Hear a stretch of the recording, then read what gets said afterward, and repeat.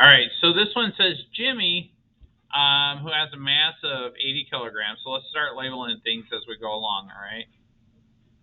So we'll say MJ for Jimmy, and we'll call this the mass of Tony, MT. Stand motionless, that means their velocities are zero, on ice skates facing each other at one arm's length on a smooth frozen pond. Now that means no friction. That means we're just going to ignore friction.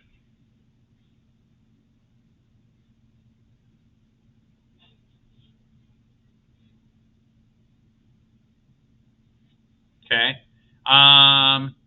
What actions will give Tony his greatest speed? Well, this is more of an impulse question. So impulse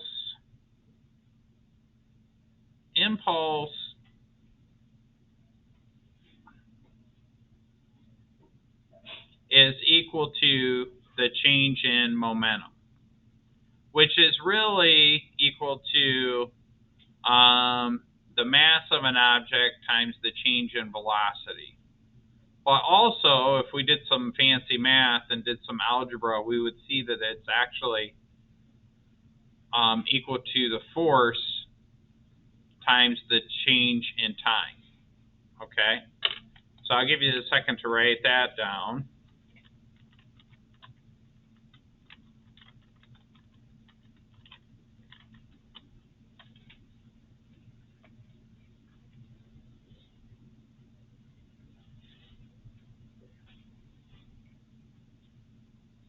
And sometimes it's the letter J, so we could shorten this by saying J.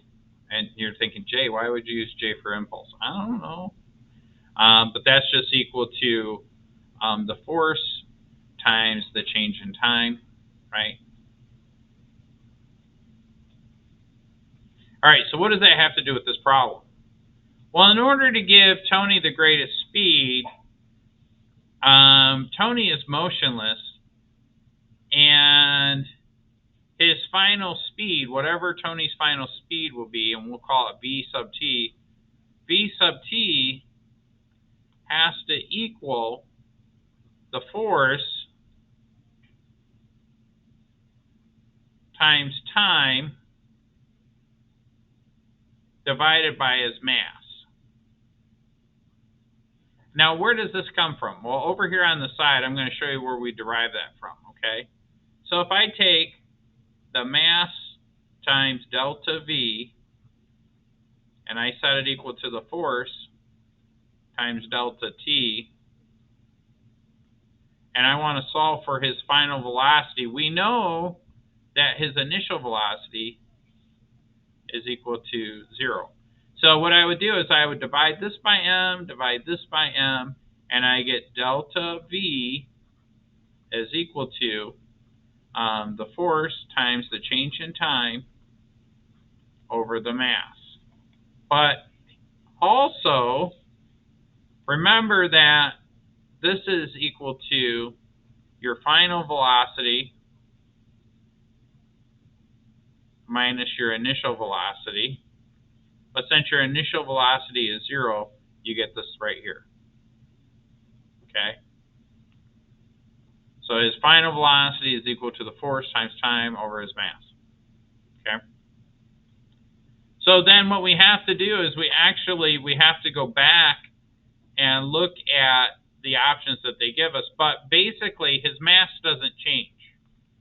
So his mass would always be 100 kilograms on the bottom. So what we're really looking for is the greatest number or value we could get for the force times time.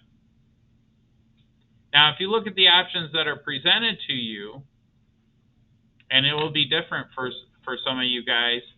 Well, in fact, I got to go back to the screen, so let me just go back here. This one. This one? No.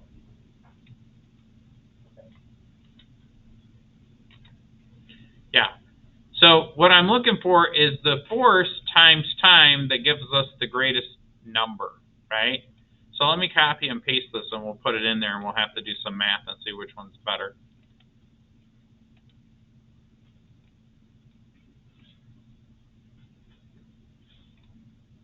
I didn't want to select that option, so I'm not saying that's the right option. Just hold tight. I just wanted to copy these and put it on our little thing here.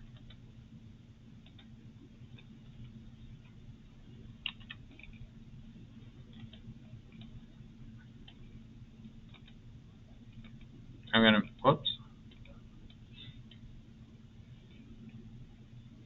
Actually, let me do a new page.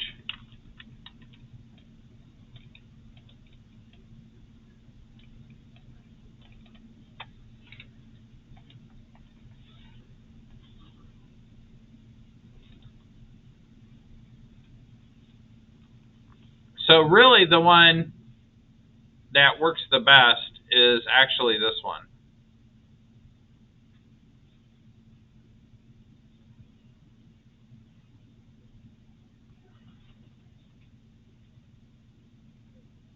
Because if Tony pushes Jimmy with 200 forces or 200 newtons times, so this is 200,